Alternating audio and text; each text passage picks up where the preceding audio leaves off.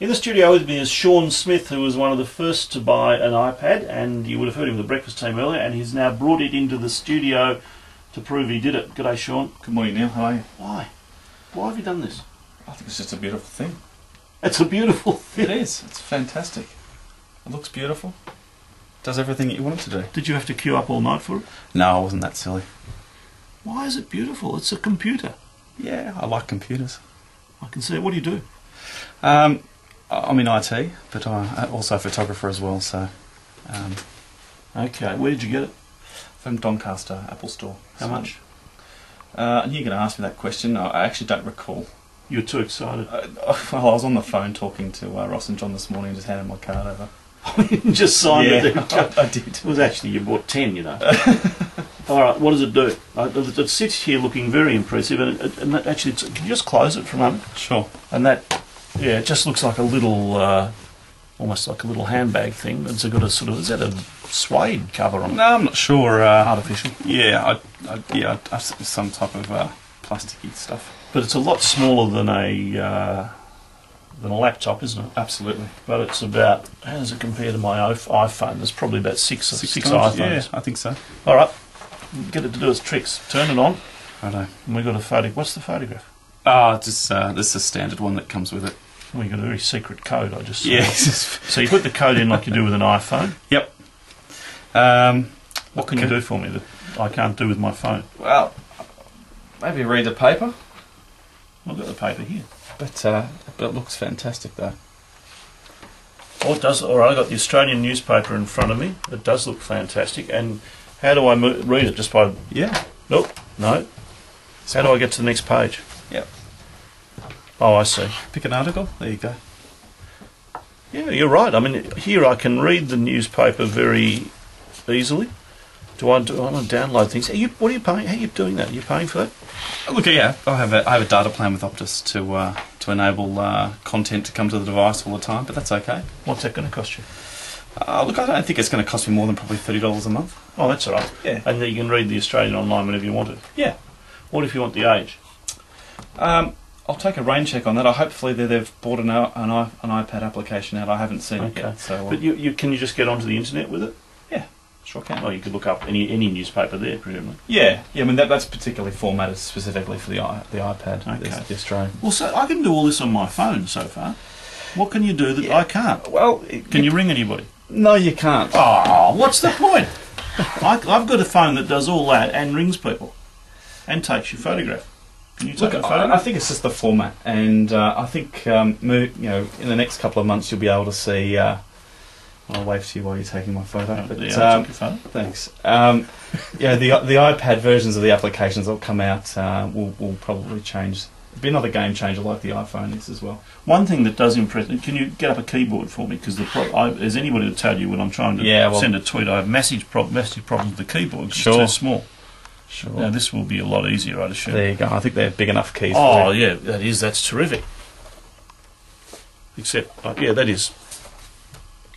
Yeah, all right. Well, the keyboard makes a big difference. Yeah. And I can use that to send text messages. No, I can't. No text messages. Emails. Emails, yes. Twitters, yes, or tweets, I should say. Tweets, yeah. And okay, so I can read the newspapers. I can send messages on a big keyboard. What else can I do? You'll be able to look at all your photos if you sync your photos up.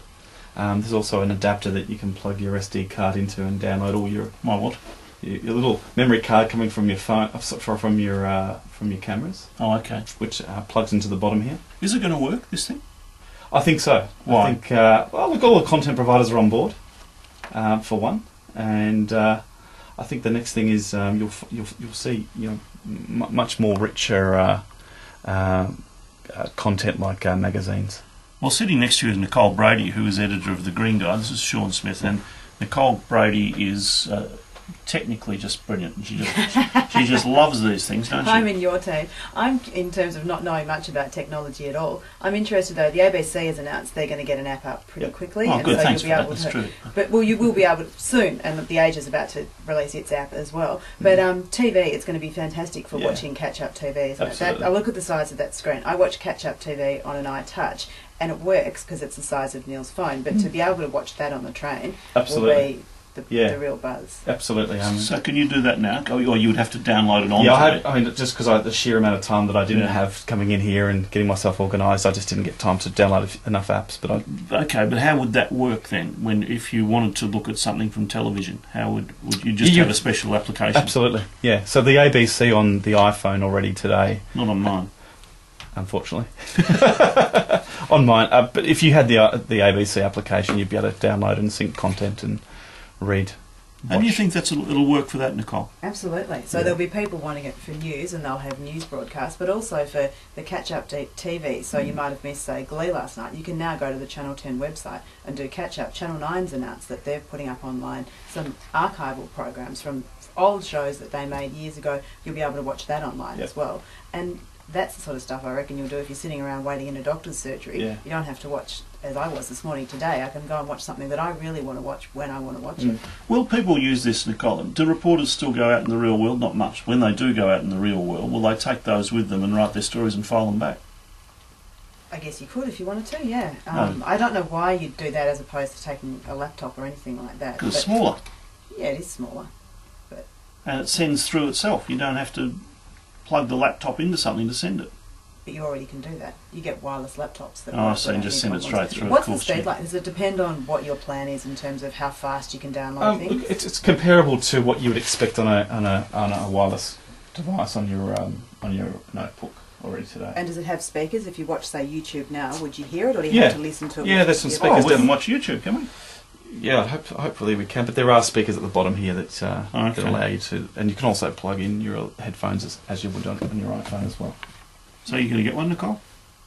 We don't know how much it is. No, don't know. It's about $1,000. About $1,000 a model. $1,000, wow, that's a lot of money. When you consider what you could buy it for home as well, I'm not going to be rushing out to buy one straight away for that much. But it's a full computer, really. Yeah.